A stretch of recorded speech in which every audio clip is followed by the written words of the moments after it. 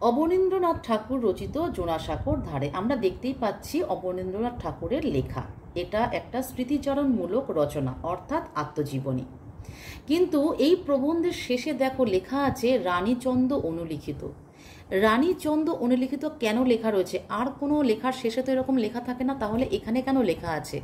অর্থাৎ রানীচন্দর পরিচিতিটাও আমাদেরকে জেনে নিতে হবে এবং অনুলিখিত কেন লেখা আছে সেটাও জেনে নিতে হবে। অনুলিখিত বা অনুলিখন, অনুলিখন কাকে বলে? মুখে বলে বলে একজন মুখে বলবেন আর একজন লিখবেন। যিনি লিখবেন তিনি অনুলিখন করছেন, একরকম শ্রুতি লিখন। অর্থাৎ মুখে বলে বলে যে কথা লেখা হয় সেটা হচ্ছে অনুলিখন। রানীচন্দ ছিলেন সেই অনুলিপিকার। রবীন্দ্রনাথ ঠাকুর যখন রোগশয্যায় ছিলেন তখন তার এই লেখাগুলো রানীচন্দ লিখতেন। তাহলে রানীচন্দ সম্বন্ধে আগে আমরা জেনে নিই। রানীচন্দর জন্ম 1912 সালে।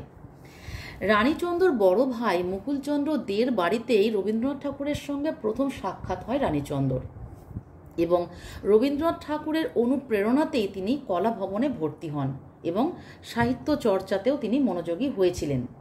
খুব কম বয়সে তিনি নন্দলাল বসুর প্রিয় ছাত্রী হয়ে ওঠেন। এই নন্দলাল বসু আবার অবনীন্দ্রনাথ ঠাকুরের প্রিয় ছাত্র ছিলেন। পরবর্তীকালে তিনি অবনীন্দ্রনাথ ঠাকুরেরও প্রিয় ছাত্রী হয়ে ওঠেন। অবনীন্দ্রনাথ এবং রানীচন্দ যৌথভাবে বাল্মীকি প্রতিভা নাটকের একটা সিরিজ আর শান্তিনিকেতনের যে প্রাকৃতিক দৃশ্যাবলী তার রঙিন ছবিও আঁকেন। 1934 সালে রবীন্দ্রনাথের পৌরোহিত্যে তার ব্যক্তিগত সচিব অনিল কুমার চন্দের সঙ্গে রানীচন্দর বিয়ে হয়। সেই কারণে রানীর পদবী হয় পরবর্তীকালে চন্দ এবং তার আগের পদবী ছিল দে। এছাড়া অবনীন্দ্রনাথ ঠাকুরের জীবনী, এখন এই প্রসঙ্গে আমি আসব। অবনীন্দ্রনাথ ঠাকুরের জীবনী তার দুটো স্মৃতিকথা, একটা হচ্ছে জোড়াসাঁকোর ধারে, একটা ঘরোয়া। এই দুটো রানীচন্দরই অনুলিখন। তিনি বহু পুরস্কারে ভূষিত হন। সাহিত্য কীর্তির জন্য কলকাতা বিশ্ববিদ্যালয় তাকে ভুমনমোহিনী স্বর্ণপদক প্রদান করেছিলেন এবং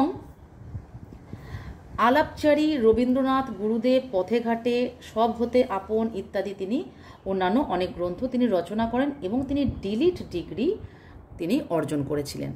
এবার আসি অবনীন্দ্রনাথ ঠাকুরের কথায়। অবনীন্দ্রনাথ ঠাকুর কে? অবনীন্দ্রনাথ ঠাকুর রবীন্দ্রনাথ ঠাকুরের ভাইপো এবং গুণেন্দ্রনাথ ঠাকুরের সবচেয়ে ছোট ছেলে, কনিষ্ঠ ছেলে। তিনি 1890 সালে খামখেয়ালি সভার সদস্য হন। এই খামখেয়ালি সভা আবার গঠন করেন রবীন্দ্রনাথ ঠাকুর আর গগনেন্দ্রনাথ ঠাকুর, এবং এই সভাটার উদ্দেশ্যই ছিল যে আড্ডার ভিতর দিয়ে সাহিত্য আর সঙ্গীত চর্চা। অবনীন্দ্রনাথ ঠাকুর কিন্তু পরবর্তীকালে শান্তিনিকেতনে বিশ্বভারতীর আচার্যের দায়িত্ব পালন করেন। আনুমানিক 26টি গ্রন্থ তিনি রচনা করেন। তার মধ্যে দেখো ক্ষীরের পুতুল রাজকাহিনী, এই ক্ষীরের পুতুল গল্পটা যদি তোমরা পড়ে থাকো খুব ভালো লাগবে, খুব ছোট্টদের জন্য রচনা। এবং তিনি বাঘেশ্বরী শিল্প প্রবন্ধাবলীও তিনি রচনা করেন। তাহলে তার প্রকাশিত রচনা সংখ্যা প্রায় 370টা। অর্থাৎ অবনীন্দ্রনাথ ঠাকুরের এই জোড়াসাঁকোর ধারে আর ঘরোয়া এটার অনুলিপিকার ছিলেন রানীচন্দ। তাই শেষে লেখা রয়েছে রানীচন্দ অনুলিখিত। অবনীন্দ্রনাথ ঠাকুর বলেছেন আর রানীচন্দ্র শুনে শুনে লিখেছেন। তাহলে আমাদের কাছে পরিষ্কার হলো কেন এটা লেখা। আমরা তাহলে রানীচন্দ আর অবনীন্দ্রনাথ ঠাকুর সম্বন্ধে জানলাম এবং অবনীন্দ্রনাথ ঠাকুর সম্বন্ধে জানলাম। এবার যেহেতু এটা স্মৃতিচারণমূলক বই, তাই এটা একটা আত্মজীবনী, অবশ্যই আত্মজীবনী, এবং এইভাবেই লেখাটায় আমরা প্রবেশ করব। তার আগে বলি আর একটা কথা, এই যে জোড়াসাঁকোর ধারে এখানে অনেকগুলো পর্ব আছে, প্রায় 16টা পর্ব আছে, এবং এই যে অংশটুকু তুলে ধরা হয়েছে এটা 15 নম্বর পর্ব থেকে তুলে ধরা হয়েছে, যেটা পুরোটাও এখানে দেওয়া হয়নি। 15 নম্বর পর্ব থেকেও খানিকটা তুলে দেওয়া হয়েছে সামনের অংশ থেকে, মানে প্রথম দিকের অংশ থেকে খানিকটা তুলে দেওয়া হয়েছে। এবার আমরা প্রবেশ করব এই কথার মধ্যে বা ঘটনার মধ্যে। দেখো, ভারতবর্ষকে বিদেশি যারা সত্যি ভালোবেসেছিলেন তাদের মধ্যে নিবেদিতার স্থান সবচেয়ে বড়। এই অংশটাকে অবশ্যই ব্র্যাকেট করবে। তাহলে ভারতবর্ষকে বিদেশি যারা ভালোবেসেছিলেন, নিবেদিতা নামটা বাঙালি হলেও তিনি ছিলেন বিদেশিনী এবং তিনি একজন আইরিশ মহিলা ছিলেন। স্বামী বিবেকানন্দের সঙ্গে সাক্ষাৎ হওয়ার পর তার ভারতবর্ষের প্রতি এক আকর্ষণ জন্মে, অমোঘ আকর্ষণ জন্মায় এবং তিনি ভারতবর্ষের প্রতি এই আকর্ষণে আমাদের দেশেই চলে আসেন এবং এখানে এসে তিনি স্বামী বিবেকানন্দর শিষ্যা হন। তিনি সন্ন্যাস গ্রহণ করেন এবং তার নাম হয় ভগিনী নিবেদিতা। এটা হচ্ছে নিবেদিতার পরিচয়। এবং নিবেদিতা কথাটার অর্থ হলো সমর্পিত, অর্থাৎ নিবেদিত, ঈশ্বরে যার নিবেদিত প্রাণ তিনি নিবেদিতা। বাগবাজারের ছোট্ট ঘরটিতে তিনি থাকতেন, আমরা মাঝে মাঝে যেতুম সেখানে। বাগবাজার সম্বন্ধে একটু বলে দিই, কলকাতার বাগবাজার এক বিখ্যাত জায়গা। সেখানে মায়ের বাড়ি বলে একটি বাড়ি আছে, সারদা মায়ের, শ্রী শ্রী সারদা মায়ের বাড়ি। সেখানে তার কাছাকাছি একটা ছোট্ট ঘর ভাড়া নিয়ে নিবেদিতা থাকতেন এবং নিবেদিতার বাড়িতেই এই যে অবনীন্দ্রনাথ ঠাকুর তিনি বলছেন যে মাঝে মাঝে সেখানে যেতুম। নন্দলালদের কত ভালোবাসতেন, কত উৎসাহ দিতেন। অজন্তায় তো তিনিই পাঠালেন নন্দলালকে, এখানেও ব্র্যাকেট হবে। নন্দলালদের কত ভালোবাসতেন, আমি একটু আগেই বলেছি নন্দলাল বসুর পরিচয় দিয়েছি, তিনি অবনীন্দ্রনাথ ঠাকুরের ছাত্র ছিলেন। আরেকটা পরিচয় আছে, তিনি বহু পুরস্কারে ভূষিত হয়েছিলেন। তিনি ছিলেন বিখ্যাত চিত্রশিল্পী আর আধুনিক ভারতীয় শিল্পের অগ্রদূত। এবং তিনি অজন্তায় যে গিয়েছিলেন, এই যে নিবেদিতা পাঠিয়েছিলেন অজন্তায়, সেখানে মুরাল পেন্টিং বলে এক ধরনের পেন্টিং হয়, যেগুলো সিলিংয়ে মানে ছাদে বা দেওয়ালে বিভিন্ন ধরনের পেন্টিং হয়, সেটাকে বলা হয় মুরাল পেন্টিং। এই মুরাল পেন্টিংয়ে তিনি বিখ্যাত ছিলেন। নন্দলাল বসু সম্বন্ধে আরেকটা কথা বলে নিই, তিনি তার পরিবারের বা তার বাবার কথা মতো যে বিষয় নিয়ে তিনি কলেজে ভর্তি হয়েছিলেন এবং বারে বারে অকৃতকার্য হওয়ার পর শেষে তিনি তার নিজস্ব লাইন, আর্টের লাইনে তিনি ভর্তি হন এবং সেখানেই তার কৃতিত্ব তিনি অর্জন করেন। তিনি যশ খ্যাতি অর্জন করেন, বহু দেশে তার নাম ছড়িয়ে যায় এবং তিনি বহু পুরস্কারেও ভূষিত হন এবং তার আরও পরিচয় আছে। ঠিক আছে, এবার চলে আসছি পড়ায়। দেখো, একদিন আমায় নিবেদিতা বললেন অজন্তায় মিসেস হ্যারিংহোম এসেছে। অর্থাৎ ভগিনী নিবেদিতা অবনীন্দ্রনাথ ঠাকুরকে বললেন যে অজন্তায়, যেটা আমাদের মহারাষ্ট্রে অবস্থিত অজন্তা, সেখানে মিসেস হ্যারিংহোম এসেছেন। হ্যারিংহোম একজন বিখ্যাত চিত্রশিল্পী বিদেশের। তা নিবেদিতা কি চাইছেন, তুমিও তোমার ছাত্রদের পাঠিয়ে দাও, তার কাজে সাহায্য করবে। অর্থাৎ নিবেদিতা চাইছেন যে অবনীন্দ্রনাথ ঠাকুরের ছাত্ররা যেন অজন্তায় যায়। বলছেন দুপক্ষেরই উপকার হবে, অর্থাৎ দুই পক্ষ বলতে হ্যারিংহোম এবং অবনীন্দ্রনাথ ঠাকুরের ছাত্ররা, তাদের দুপক্ষেরই উপকার হবে। আমি চিঠি লিখে সব ঠিক করে দিচ্ছি। তিনি দায়িত্ব নিয়ে চিঠি লিখে দিচ্ছেন মিসেস হ্যারিংহোমকে এবং সব পরিকল্পনা মাফিক যেন ঠিকঠাক হয় সেটাই চেষ্টা করছেন। বললাম আচ্ছা। নিবেদিতা তখন মিসেস হ্যারিংহোমকে চিঠি লিখে দিলেন। উত্তরে মিসেস হ্যারিংহোম জানালেন বোম্বে থেকে তিনি আর্টিস্ট পেয়েছেন তার কাজে সাহায্য করবার। এরা সব নতুন আর্টিস্ট, জানেন না কাউকে, ইত্যাদি ইত্যাদি। অর্থাৎ মিসেস হ্যারিংহোম চাইছেন না যে অবনীন্দ্রনাথ ঠাকুরের ছাত্ররা তার কাছে আসুক, কারণ তিনি জানালেন যে এরা সব নতুন এবং তার কিন্তু এক্সপার্ট লোক পাওয়া হয়ে গেছে, সুতরাং নতুন লোকেদের তাদের দরকার নেই, ইত্যাদি ইত্যাদি। মিসেস হ্যারিংহোমের পুরো নাম ক্রিশ্চিয়ানা জেন হ্যারিংহোম। তিনি একজন ব্রিটিশ শিল্পী ছিলেন। হ্যাঁ, তিনি ছিলেন কপিস্ট এবং শিল্প পৃষ্ঠপোষক ছিলেন। তিনি দুবার ভারতবর্ষে এসেছিলেন, একটা হচ্ছে 1906 সালে আর একটা 1911 সালে। এবার যেহেতু মিসেস হ্যারিংহোম রিজেক্ট করলেন প্রস্তাবটা, কিন্তু কি বলা হচ্ছে, নিবেদিতা ছেড়ে দেবার মেয়ে নন, এখানে ব্র্যাকেট করতে হবে। অর্থাৎ নিবেদিতা কিন্তু সহজে হাল ছেড়ে দেওয়ার মেয়ে নন, তিনি এটা সমাধান করেই ছাড়বেন। অর্থাৎ তার যেটা মনের ইচ্ছা সেটা তিনি পূরণ করবেন। বুঝেছিলেন এতে করে নন্দলালদের উপকার হবে, অর্থাৎ তার মনে হয়েছিল নন্দলালরা এতে আরো অনেক জ্ঞান লাভ করবে। যে করে হোক পাঠাবেনই তাদের। আবার তাকে চিঠি লিখলেন। সুতরাং নিবেদিতা মিসেস হ্যারিংহোমকে আবার চিঠি লিখলেন। আমায় বললেন, অর্থাৎ অবনীন্দ্রনাথ ঠাকুরকে বললেন, খরচপত্র সব দিয়ে এদের পাঠিয়ে দাও অজন্তায়। তাহলে তিনি আবার কি প্রস্তাব দিলেন, যে যা যা খরচ লাগবে সব দিয়ে এদেরকে অজন্তায় পাঠিয়ে দাও, কাজ হয়ে গেছে। অর্থাৎ মিসেস হ্যারিংহোমকে তিনি রাজি করাতে পেরেছেন। এরকম সুযোগ ছেড়ে দেওয়া চলবে না। নিবেদিতা যখন বুঝেছেন এতে নন্দলালের ভালো হবে, আমিও তাই মেনে নিয়ে সমস্ত খরচপত্র দিয়ে নন্দলালদের কজনকে পাঠিয়ে দিলাম অজন্তায়। অর্থাৎ অবনীন্দ্রনাথ ঠাকুরের যে সমস্ত ছাত্র ছিল, নন্দলালের সঙ্গে আরও অনেকজন, তাদেরকে বেশ কয়েকজন তাদেরকে অজন্তায় তিনি পাঠিয়ে দিলেন। পাঠিয়ে দিয়ে তখন আমার ভাবনা, তিনি যেহেতু অভিভাবক, যেহেতু নন্দলাল সহ আরও ছাত্রদের বাবা মায়েরা অবনীন্দ্রনাথ ঠাকুরকে দায়িত্ব দিয়েছেন, তাই তিনি তখন অভিভাবক, তাই ছাত্রদের দূরে পাঠিয়ে তার চিন্তার শেষ নেই। কি জানি পরের ছেলে পাহাড়ে জঙ্গলে পাঠিয়ে দিলুম, যদি কিছু হয়। ঠিক বাবা মায়ের মতোই কিন্তু তখনকার শিক্ষকদের চিন্তা ছিল। মনে আর শান্তি পাইনে গেলুম আবার নিবেদিতার কাছে, অর্থাৎ তিনি আবার নিবেদিতার কাছে গেলেন এই চিন্তার কথা জানিয়ে। ছেলে মানুষ সব। নিবেদিতা বললেন, আচ্ছা আমি সব বন্দোবস্ত করে দিচ্ছি। তখন নিবেদিতা নিজেই সব দায়িত্বভার তুলে নিলেন, বলে গণেন মহারাজকে ডাকিয়ে আনলেন। ডাল চাল তেল নুন ময়দা ঘি আর একজন রাঁধুনির সঙ্গে দিয়ে বিলি ব্যবস্থা বলে কয়ে গণেনকে পাঠিয়ে দিলেন নন্দলালদের কাছে, তবে নিশ্চিন্ত হই। এই জায়গাটা ব্র্যাকেট করবে। তাহলে গণেন মহারাজকে এই প্রসঙ্গে একটু বলে নিই, তাহলে তোমাদের ভালো মনে থাকবে। আমি একটু আগেই বলেছি যে বাগবাজারে শ্রী শ্রী সারদা মায়ের বাড়ি আছে এবং নিবেদিতা তাঁর সূত্র ধরেই বাগবাজারে একটি ছোট ঘরে ভাড়া থাকতেন এবং এই গণেন মহারাজ ওই মায়ের বাড়িতে যে উদ্বোধন একটা পত্রিকা, উদ্বোধন কার্যালয়, সেখানে তিনি কাজ করতেন সেবক হিসেবে। তিনি সেবক মহারাজ ছিলেন। এবং এই গণেন মহারাজের একটু জীবনী বলি ছোট্ট করে। গণেন মহারাজ কিন্তু বাংলাদেশে, তখন অবিভক্ত ভারতবর্ষ, তখন অধুনা বাংলাদেশ, তিনি জন্মগ্রহণ করেছিলেন বাংলাদেশে এবং তার ছোটবেলায় মা মারা যায়। তার বাবা দ্বিতীয় বিবাহ করেন এবং দ্বিতীয় বিবাহের পর সেই সৎ মা যে কোনো কারণেই হোক তিনি সৎ মায়ের সঙ্গে থাকতে পারেন না। তিনি ধীরে ধীরে চলে আসেন কলকাতায়। এখানে এসে নাট্যাচার্য গিরিশচন্দ্র ঘোষের বাড়ির সামনে, তিনি তখন জানতেন না, চিনতেন না গিরিশচন্দ্র ঘোষকে, তার বাড়ির সামনে শুয়ে থাকতেন এবং গিরিশচন্দ্র গণেনকে দেখলেন এবং জিজ্ঞাসা করলেন। তিনি সব সত্যি ঘটনা খুলে বললেন। তখন সেই গিরিশচন্দ্র ঘোষ তাকে নিয়ে যান সেই মায়ের বাড়িতে। মায়ের বাড়িতে তিনি আশ্রয় পান, সেখানেই তিনি বড় হয়ে ওঠেন এবং তিনি সংসার করেননি।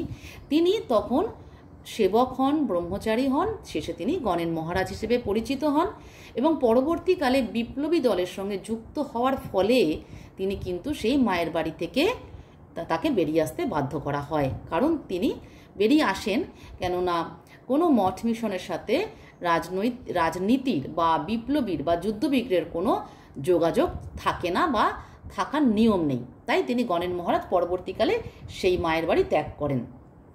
এটা ছিল গণেন মহারাজ সম্পর্কে ছোট্ট একটা ইতিহাস। তাহলে গণেন মহারাজকে ডাকিয়ে এনে এই সমস্ত কিছু দিয়ে গণেনকে তিনি পাঠিয়ে দিলেন অজন্তাতে। নিবেদিতা নইলে নন্দলালদের যাওয়া হতো না অজন্তায়। এটা খুব সত্যি কথা, নিবেদিতাই সব ব্যবস্থা নিয়েছিলেন। কি চমৎকার মেয়ে ছিলেন তিনি। এবার তাঁর সম্বন্ধে খানিকটা বর্ণনা হবে। প্রথম তাঁর সঙ্গে আমার দেখা হয় আমেরিকা কনসুলের বাড়িতে। এইবার এই যে নিবেদিতার বাড়িতে তার যাতায়াত ছিল, কিন্তু তার সঙ্গে প্রথম দেখা হয় আমেরিকার কনসুলের বাড়িতে। আমেরিকার কনসুল কিন্তু কলকাতাতেই, যেমন আমেরিকার রাষ্ট্রদূত, তাকে বলা হচ্ছে আমেরিকার কনসুলের বাড়িতে। ওকাকুরাকে রিসেপশন দিয়েছিল, তাতে নিবেদিতা এসেছিলেন। ওকাকুরা কাকুজো, তিনি ছিলেন একজন জাপানি বিখ্যাত চিত্রশিল্পী এবং জাপানের চিত্রকলায় তার অসামান্য অবদান ছিল। যেহেতু তাকে রিসেপশন দেওয়া হয়েছিল, সেখানে নিবেদিতাও নিমন্ত্রিত ছিলেন।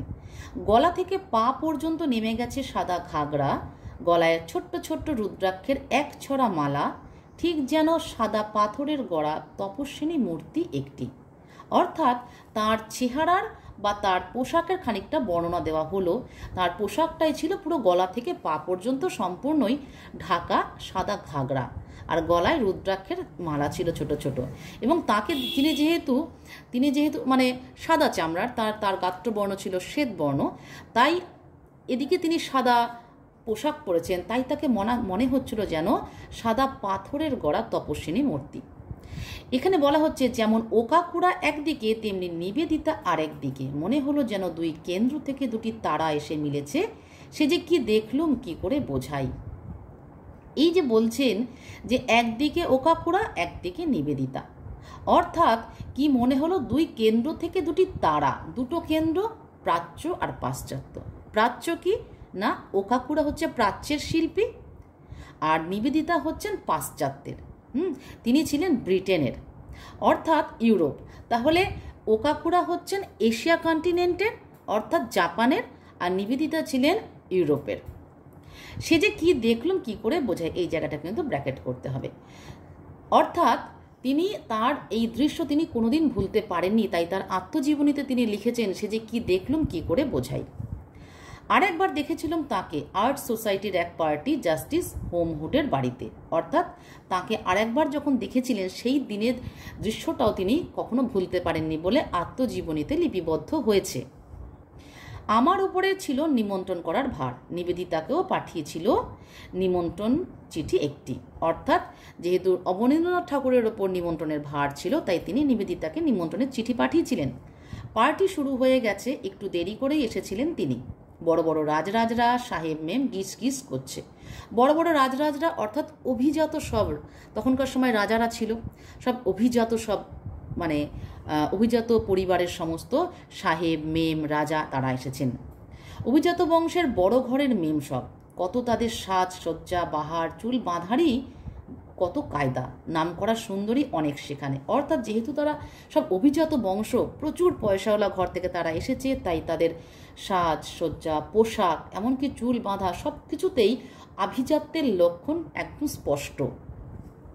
বলা হচ্ছে তাদের সৌন্দর্যে ফ্যাশনে চারিদিক ঝলমল করছে। অর্থাৎ সবাই বলছে আমায় দেখ, অর্থাৎ কে কাকে দেখে এক একজন মানে প্রত্যেকেই যেন এক একটি নক্ষত্র। নাম করা সুন্দরী অনেক সেখানে। যাই হোক, হাসি গল্প গানে বাজনায় মাতল, অর্থাৎ পার্টি শুরু হয়ে গেছে। সন্ধে হয়ে এলো, এমন সময় নিবেদিতা এলেন। এবার নিবেদিতার প্রবেশ একটু দেরিতে।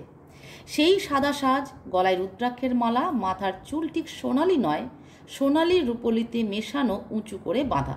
তোমরা যদি নিবেদিতার ছবি দেখো গুগলে সার্চ করে, ঠিক এই ছবিটাই দেখতে পাবে। নিবেদিতা সবসময় চুলটা ওপরেই বাঁধা থাকতো আর একই রকম পোশাক এবং গলায় রুদ্রাক্ষের মালা। তিনি যখন এসে দাঁড়ালেন সেখানে, কি বলবো, যেন নক্ষত্র মণ্ডলীর মধ্যে চন্দ্রোদয় হলো। এই জায়গাটা ব্র্যাকেট করবে। নক্ষত্র মণ্ডলীর মধ্যে চন্দ্রোদয় বলতে কি বোঝানো হয়েছে? আমরা রাতের আকাশে নক্ষত্রকে দেখতে পাই মিটমিট করে জ্বলছে, তাদের দ্যুতি খানিকটা আমাদের চোখে পড়ে। কিন্তু যখন চন্দ্রোদয় হয়, অর্থাৎ যদি পূর্ণিমা হয়, তাহলে কিন্তু নক্ষত্রদের প্রভা খানিকটা হলেও ম্লান হয়ে যায়। এই ক্ষেত্রে দেখা যাচ্ছে যখন নিবেদিতা এলেন, নিবেদিতার দেহে কিন্তু ওই ঝলমলে পোশাক নেই, তার চুল বাঁধার তো পারিপাট্য নেই, কিন্তু তাকে দেখে মনে হচ্ছে সবাই যেন নিষ্প্রভ হয়ে গেছে। তার এত দ্যুতি, তার এত ঔজ্জ্বল্য সবাইকে ম্রিয়মান করে দিয়েছে। তাই যেমন পূর্ণিমা বা ফুল মুন হলে যেমন নক্ষত্ররা ম্লান হয়ে যায়, ঠিক সেই রকম নিবেদিতা প্রবেশের সাথে সাথে সেখানকার সমস্ত নারীদের জৌলুস যেন ম্লান হয়ে গেল। সুন্দরী মেমরা তার কাছে যেন এক নিমেষে প্রবাহীন হয়ে গেল। সাহেবরা কানাকানি করতে লাগলো। উডার ব্লান্ট এসে বললেন, কে এ? তাদের সঙ্গে নিবেদিতার আলাপ করিয়ে দিলুম। অর্থাৎ অনেকেরই কৌতূহল হচ্ছিল যে এই ব্যক্তিটি কে বা এই মহিলাটি কে, তাই তাদের সঙ্গে অবনীন্দ্রনাথ সকলের পরিচয় করে দিলেন। সুন্দরী সুন্দরী কাকে বলো তোমরা জানি না, আমার কাছে সুন্দরী সেই একটা আদর্শ হয়ে আছে। অর্থাৎ অবনীন্দ্রনাথ ঠাকুরের দৃষ্টিতে সুন্দরী হতে হলে একমাত্র নিবেদিতার মতো, নচেত নয়।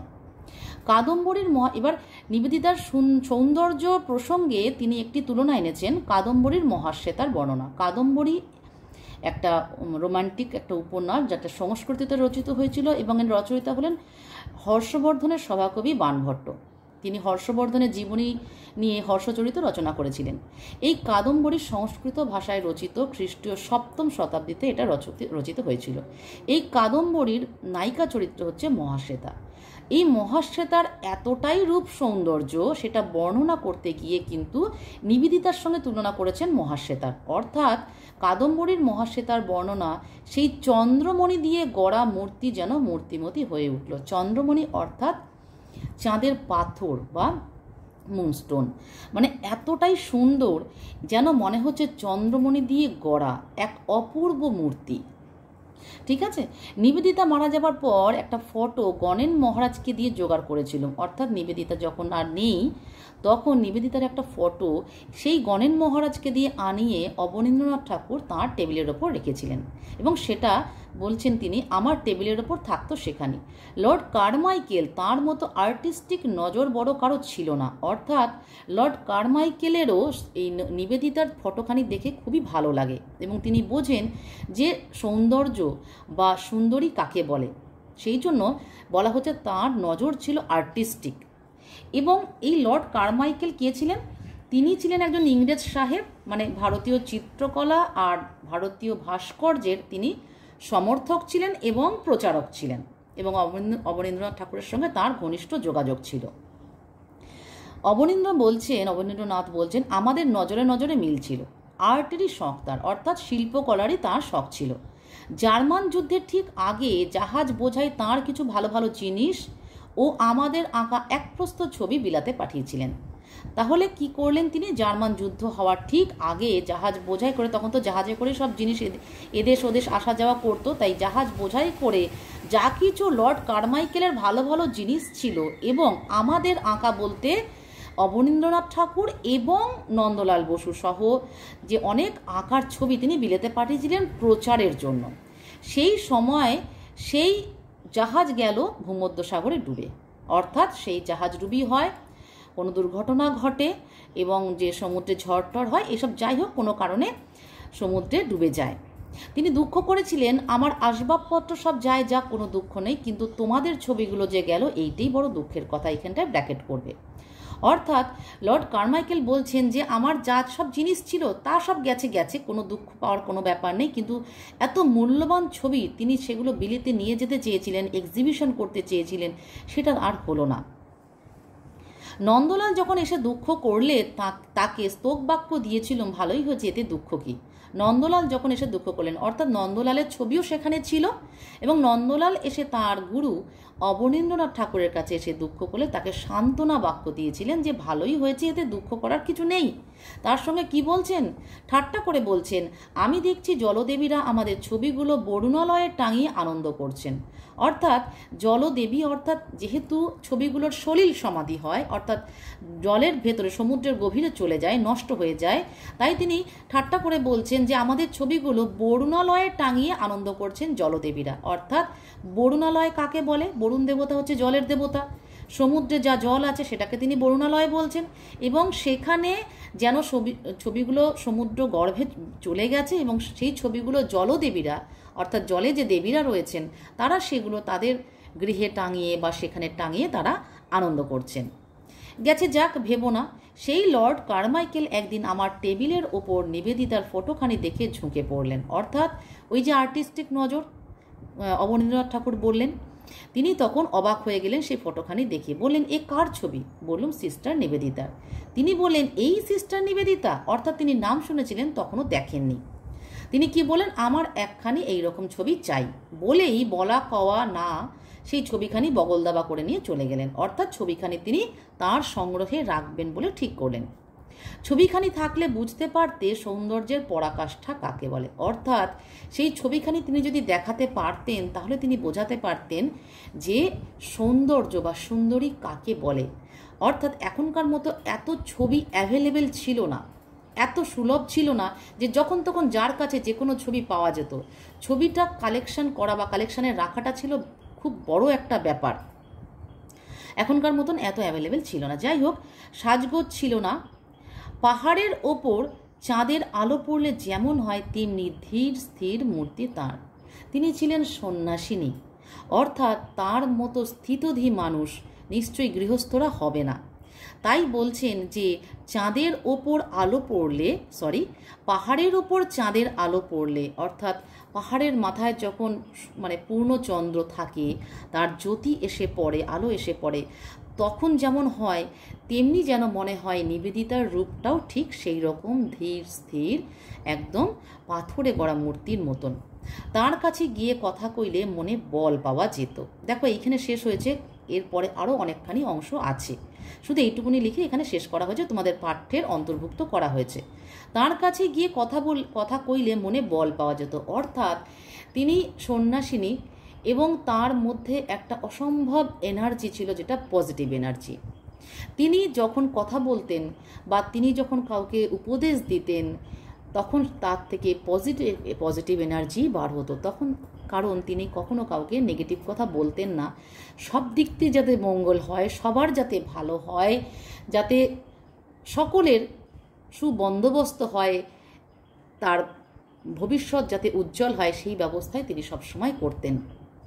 এবং তিনি ছিলেন স্বামী বিবেকানন্দের শিষ্যা এবং শ্রী সারদা মায়ের স্নেহধন্যা। তাহলে এখানেই কিন্তু প্রবন্ধটা এখানেই শেষ হলো। আশা করি তোমরা সব কিছু বুঝেছো। যদি কোনো কোয়ারি থাকে অবশ্যই কমেন্ট বক্সে জানাতে পারো। এরপরে আমি এই প্রবন্ধের প্রশ্ন এবং উত্তর তোমাদের সামনে নিয়ে আসবো।